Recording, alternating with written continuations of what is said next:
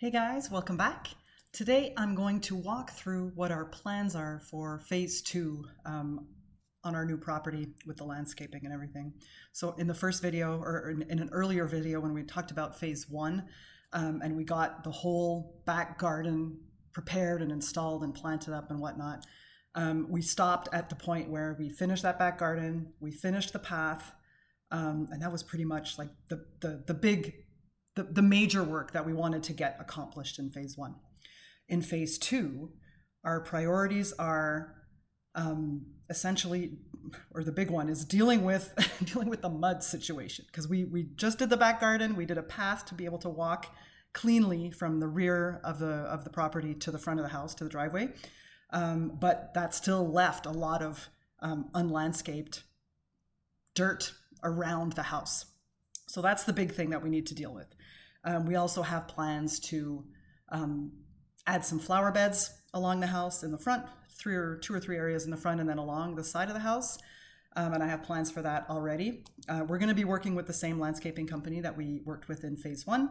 And then there's a couple of things that we had talked about that's on the current plan, which I'll throw up in a second, and that we're not 100% sure. So we're going to be moving that to phase three. I'll talk about that in a second. And we also want to deal with the drainage situation. So there's a swale at the back of the property, and there's two, like, not channels, but there's like two little small ditches where the water is currently flowing from the rear down to the sides and down to the front of the house, just to clear the water off the property. We want to transform those into something a little more, I guess, natural looking, nicer looking than just a little rock streams. Or there's still going to be rock streams, but it's going to be a little bit nicer and I guess naturalized, you could say. So let me throw up the plan that we have. We worked on the plan for phase two at the end of last season, just to have an idea, figure out what it is that we wanted to do, what our priorities were. But let me throw up the photo and I'll walk you through. And I also have plans. I already started designing what the strip along the south side of the property, what that long flower bed is going to look like. And I'll walk you through my process of doing that and what my thoughts are around that. So let's take a look.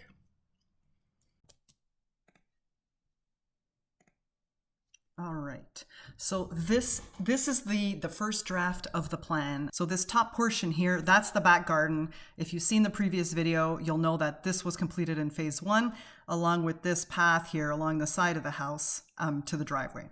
This is the house, this is the current driveway, and this is the street over here. So what we wanted to do for phase two, and I might as well start at the back again, is add lawn, because right now it's basically dirt everywhere. We didn't sod last year. We were undecided if we were actually going to do grass, if we were going to do ground cover or clover or plant it up with perennials. But because it's messy, we said, you know what? Let's put grass down, even if it is temporary in spots, just to reduce the messiness of it, because it's pretty messy to have mud all around your property. It's just, it is what it is. So we're going to put lawn down on either side of this path. Lawn on the right, the side yard is what we call it. And then on the north side of the house, we're probably going to do it there. So we're just going to put sod down everywhere. We'll put grass in, and we may end up planting out or adding some additional flower beds or whatnot. But for now, as part of phase two, we're going to get lawn down just to cover all the mud. Under the deck, this is a raised deck.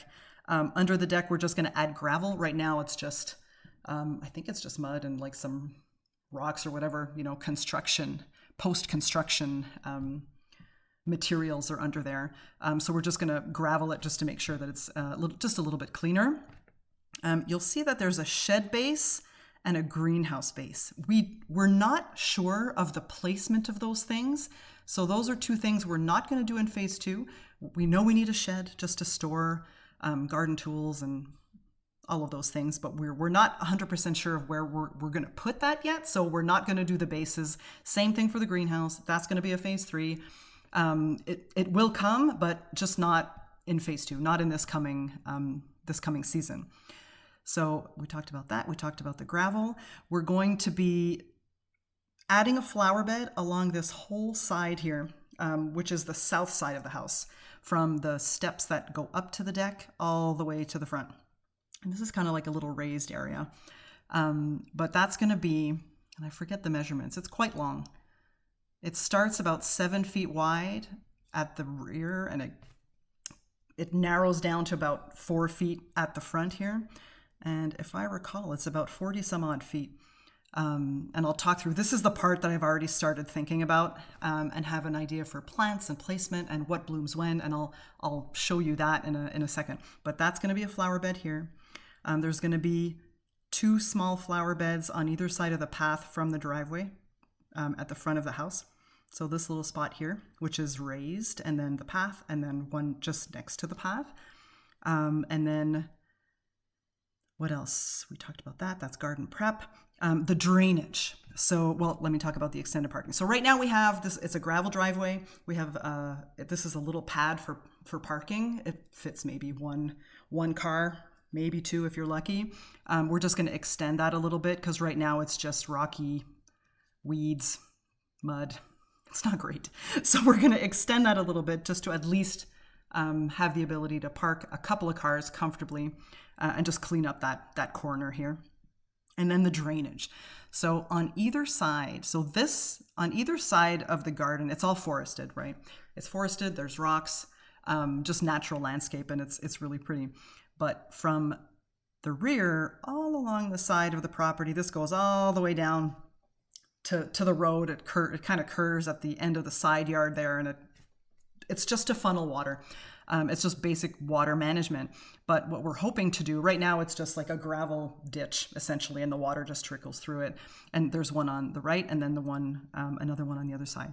So what we want to do is just make that a little nicer, and it's probably going to stay as with rocks as some form of dry riverbed, but include it in the landscape so that it kind of looks like it belongs there. So maybe adding some rocks, planting it up, just making it a little bit more attractive. And then on this side, we're probably going to put a French drain in, just because we've noticed some pooling, and the grading might become an issue. So we said, you know what, we might just do a French drain here to make sure that this flows properly.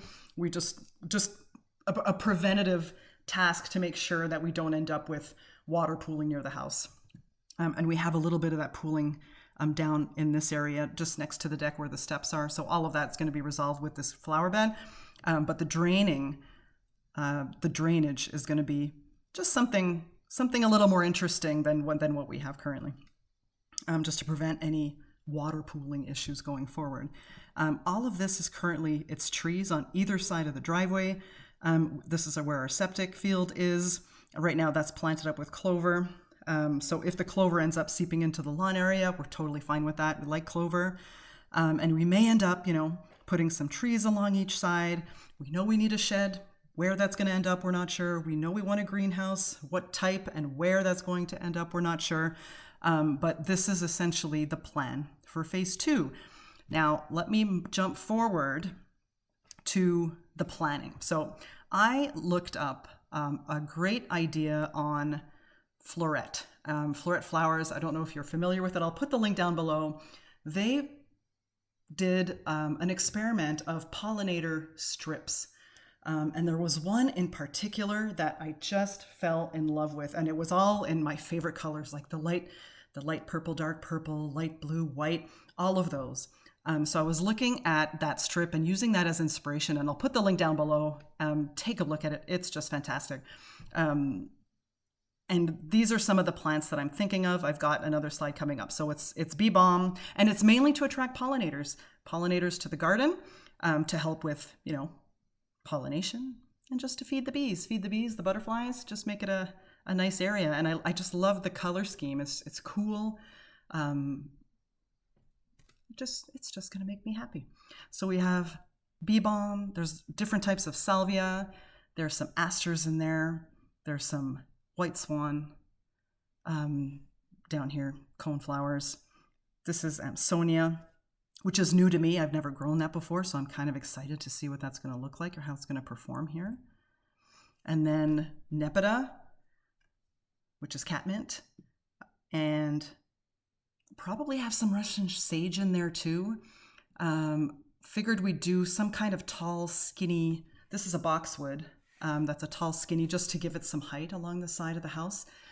So it's not all just one height of shrub. And this is Caryopteris. These are two different types, two different colors, but we'll see. But you get the gist of the color scheme that we're going for, that coolness, different heights, pollinator-friendly. And once I had this list sorted out and the types of plants that I was envisioning, the next part was figuring out what it's going to look like. So this is my little grid of that side strip. So it starts down at the bottom where the steps are to the deck. It's about 7 feet wide, and then it narrows to 4 feet wide. So each little square is about a foot. Just imagine. And then it's about 40 some odd feet long. And then what I did was, once I figured out the plants and the color scheme and all of that, I gathered all the information about, obviously confirmed that it's going to grow in my zone. I'm in zone 6A in Nova Scotia, Canada, just outside of Halifax. And I took down how big they get, ideal spacing, and when they bloom, because obviously when you're planting a garden, you don't want all the things to bloom at the same time, and then you're left with a wall of greenery for the rest of the season. So these are actually in order of when they bloom. So we'll have some late spring color with the Monarda or the bee balm and the Amsonia. Then it'll be the salvia that starts to bloom. Then the echinacea. Oh, I called them coneflowers last time. It's echinacea white swan. And then in the summer and the fall, we'll have our nepeta, the Russian sage, the echinacea. And these will overlap, right? They don't just bloom and then stop completely. They go for at least a couple of weeks, sometimes up to a month, depending on the variety. But that's what the plan was: summer and then late summer into fall, which is the asters and then the Caryopteris. And the boxwood obviously is going to stay green for the whole season. And then my next, well, first off, is can I find these plants near where I am? Because that's going to be important. And if I can't find them, I'll find something similar of that color scheme that blooms at a certain time, that's of a certain size.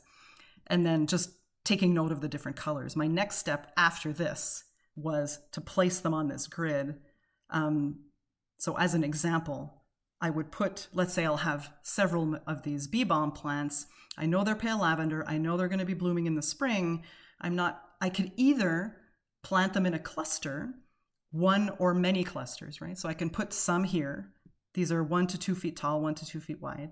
So I can maybe put one here, put 2 or 3 here, and then again over here, kind of like a repeating pattern, so that I know that 3 spots in this strip are going to be pale lavender, blooming in late spring.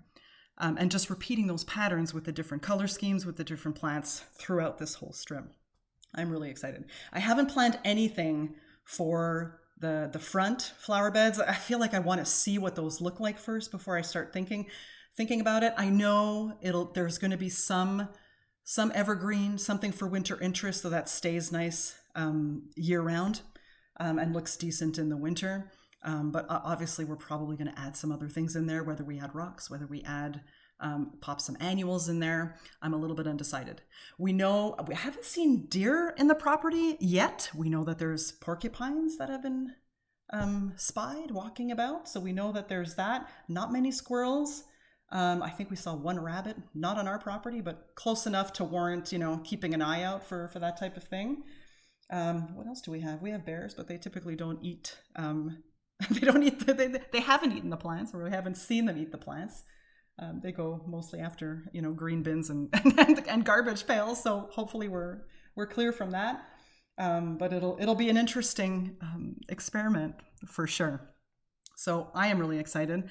Haven't officially made plans on when phase 2 is going to start, but super excited that we're finally going to plant some pretty things. We planted food last year. Super happy about that. But this year is going to be about the pretty. Finishing the food. We ordered our last 6 garden beds that we're going to be assembling and getting added to the back garden in the spring to be able to plant everything up, and then adding some of the pretty stuff this year, which is super exciting.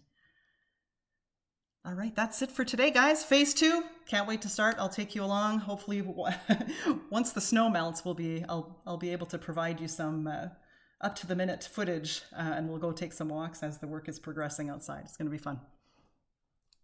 Bye, everybody.